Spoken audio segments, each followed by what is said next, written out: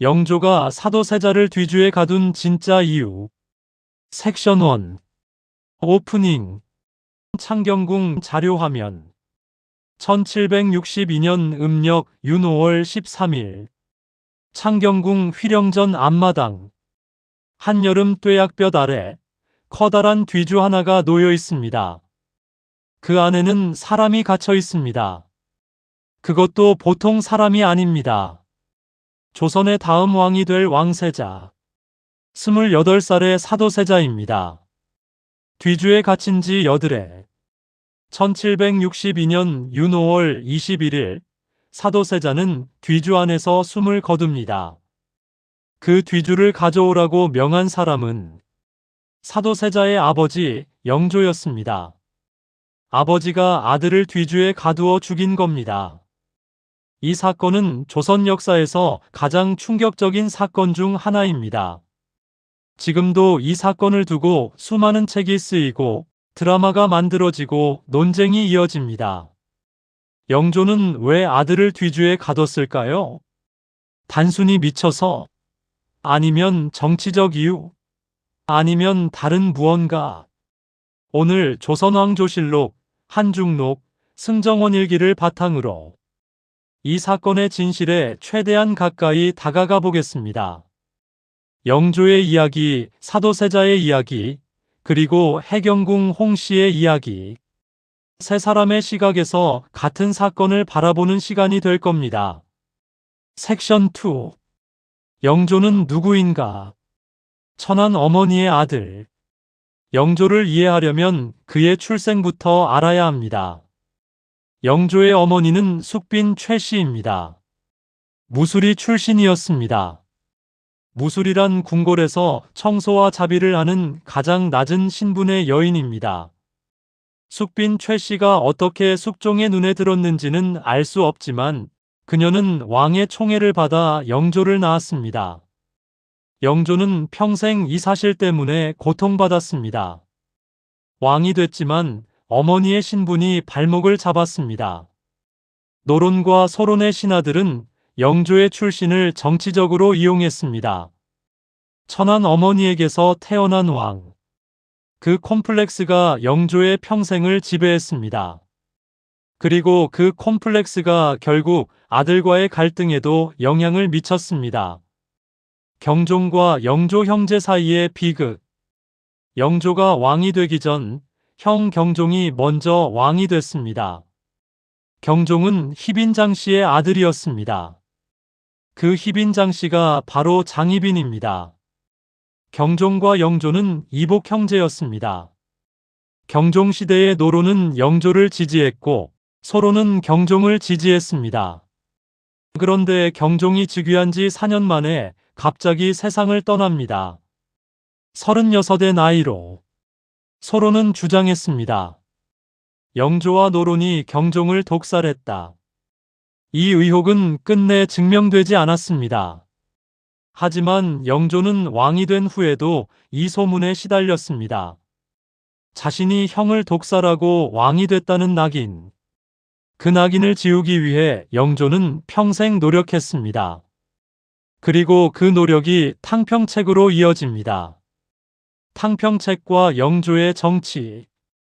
영조는 재위 52년, 조선 역사상 가장 오래 재위한 왕입니다. 그 긴 재위 기간 동안 영조는 많은 업적을 남겼습니다. 탕평책. 노론과 소론을 모두 기용하는 균형 정치. 균역법. 백성들의 군역 부담을 줄이는 제도 개혁. 청계천 준설. 한양의 홍수 피해를 줄이는 토목 사업. 영조는 분명 능력 있는 왕이었습니다.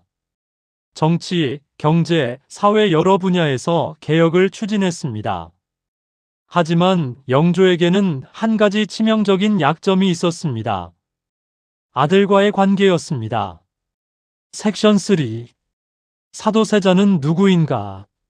사도세자 관련 자료화면 창경궁. 늦게 얻은 아들. 영조는 오랫동안 후사가 없었습니다. 첫 번째 왕자 효장세자가 10살에 세상을 떠났습니다. 영조는 크게 슬퍼했습니다. 그로부터 수십 년이 지난 1735년 영빈 이씨가 아들을 낳습니다. 영조의 나이 42살이었습니다. 영조는 기뻤습니다. 이 아들이 자신의 대를 이을 것이었습니다. 아들의 이름은 이선.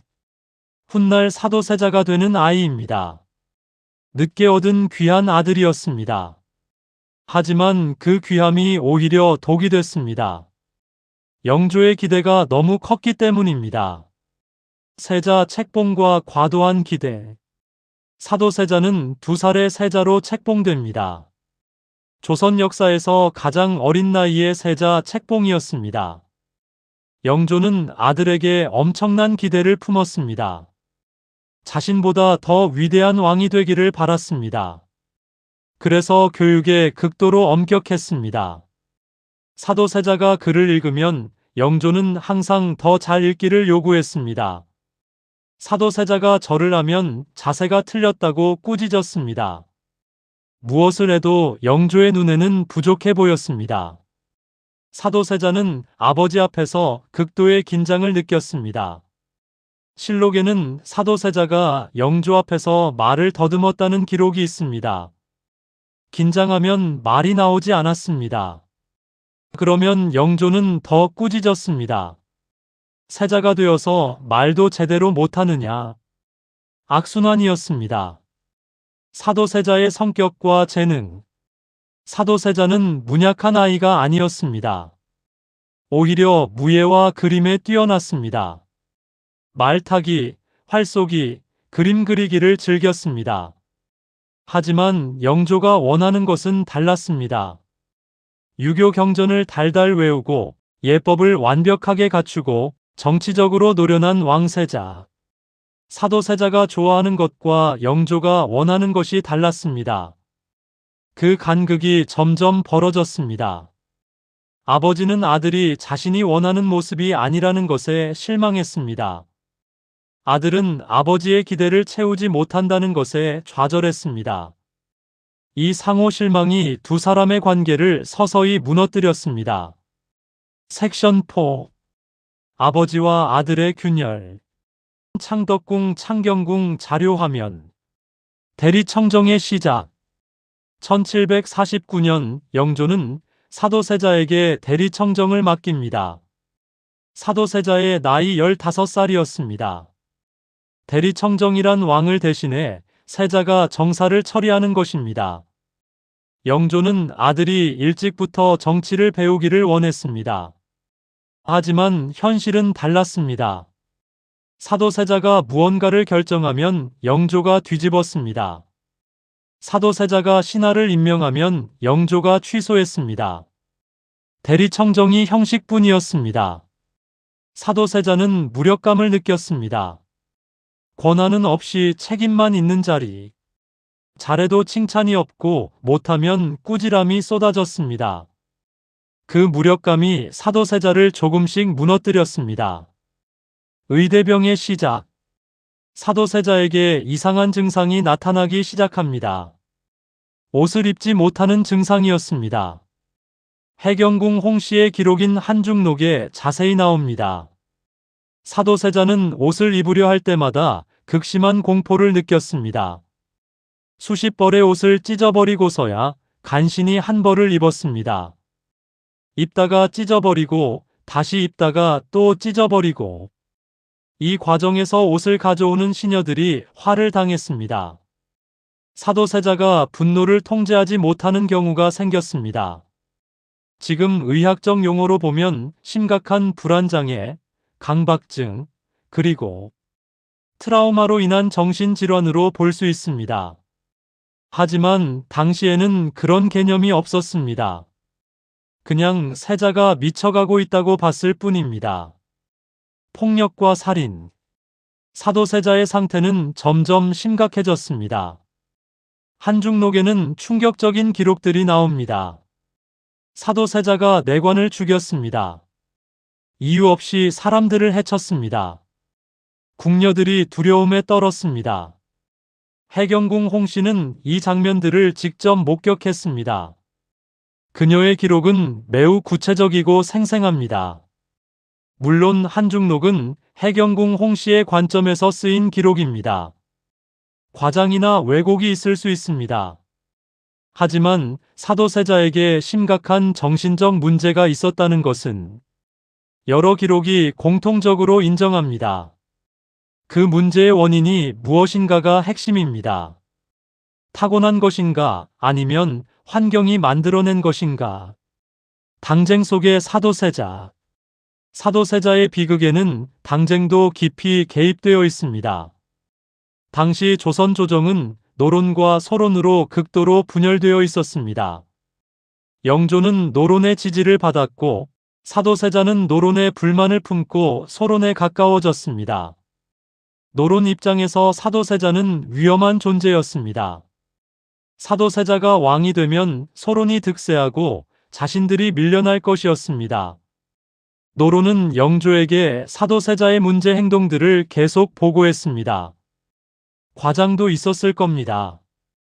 영조의 귀에 들어가는 사도세자의 이야기는 점점 더 나쁜 것들만 쌓여갔습니다.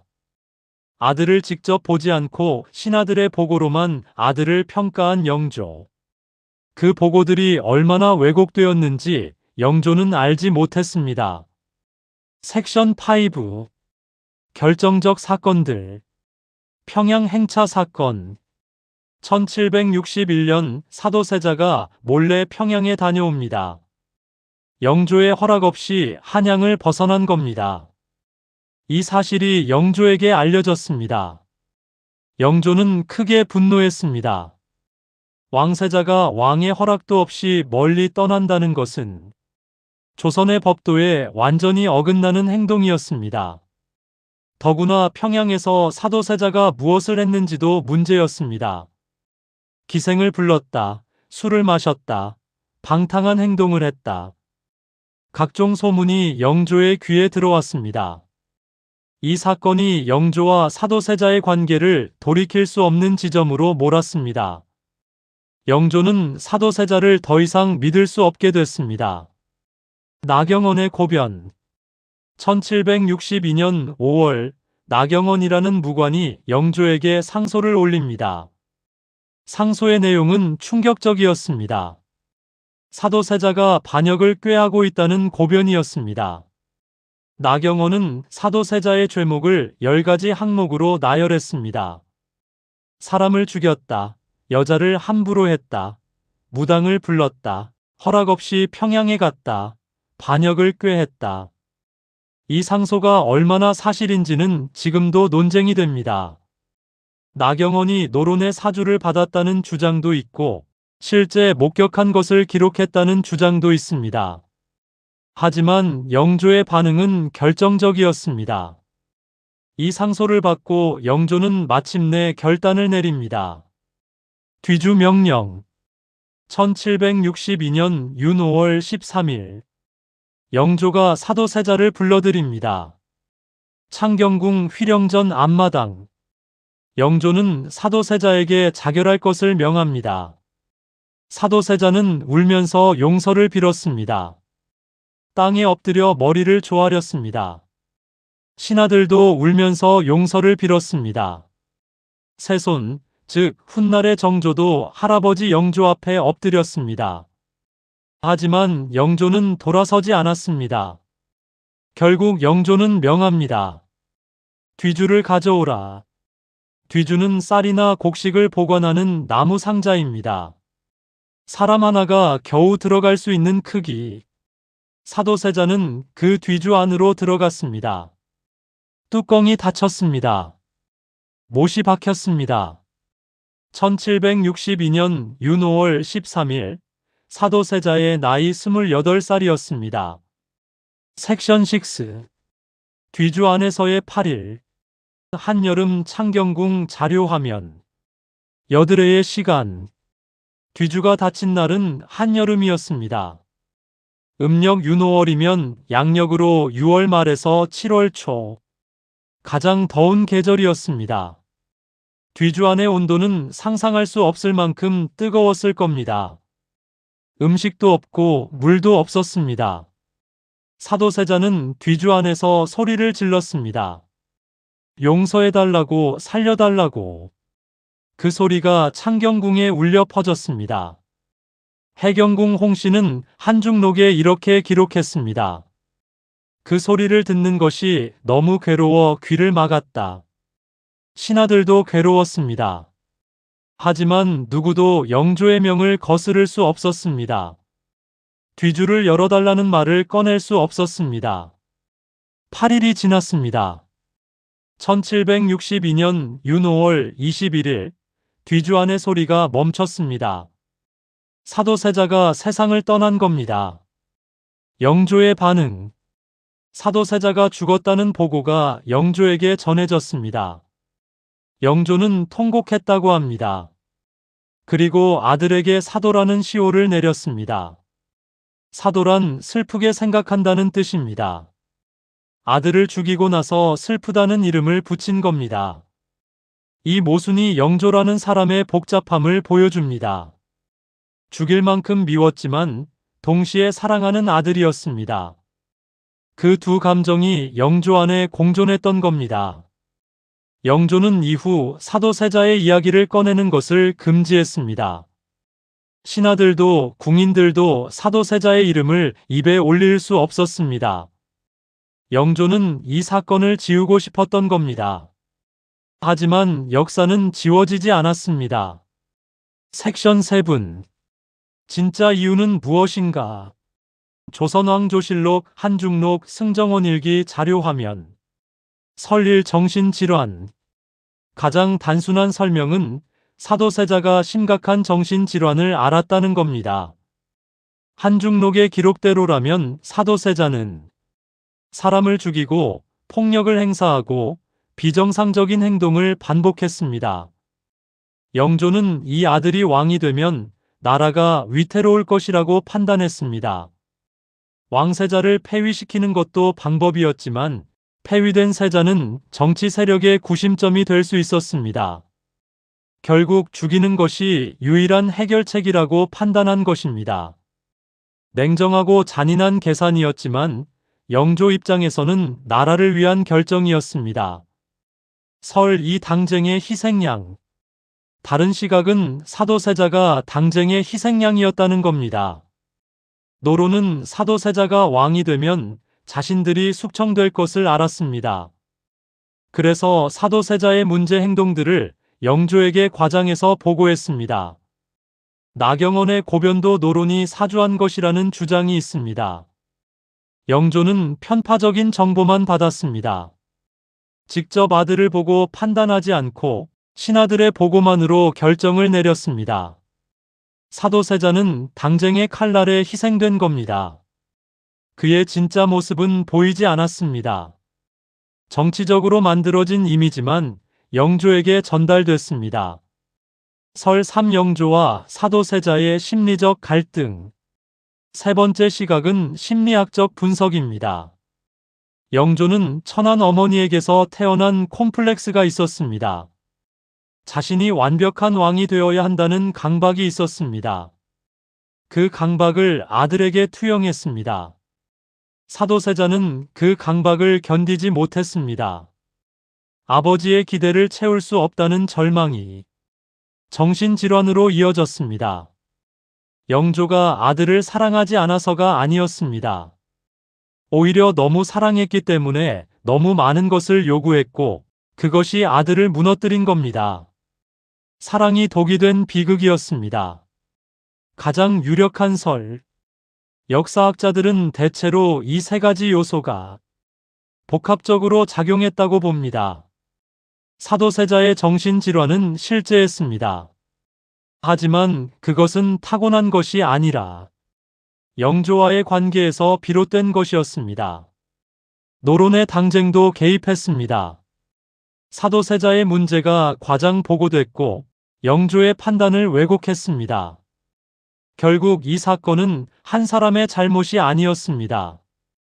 영조의 콤플렉스, 사도세자의 상처, 노론의 야욕, 그 모든 것이 얽혀 만들어낸 비극이었습니다. 섹션 8. 정조, 아버지의 죽음을 목격한 아이. 뒤주 앞에 11살. 사도세자가 뒤주에 갇히던 날, 그 자리에 11살짜리 아이가 있었습니다.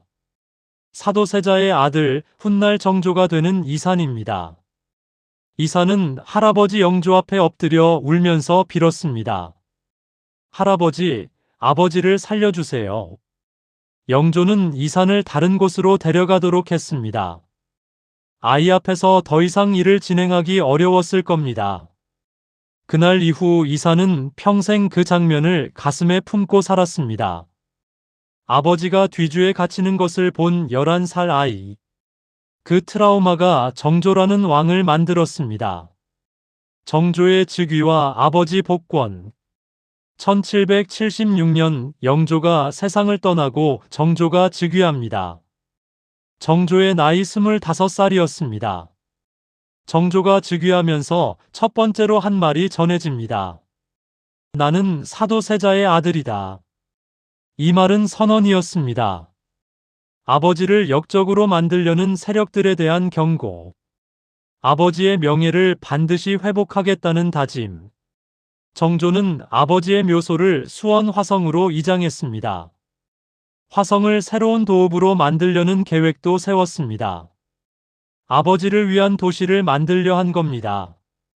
정조의 평생은 아버지를 향한 그리움과 원망, 그리고 복권에 대한 집착으로 이루어져 있었습니다. 섹션 9. 클로징.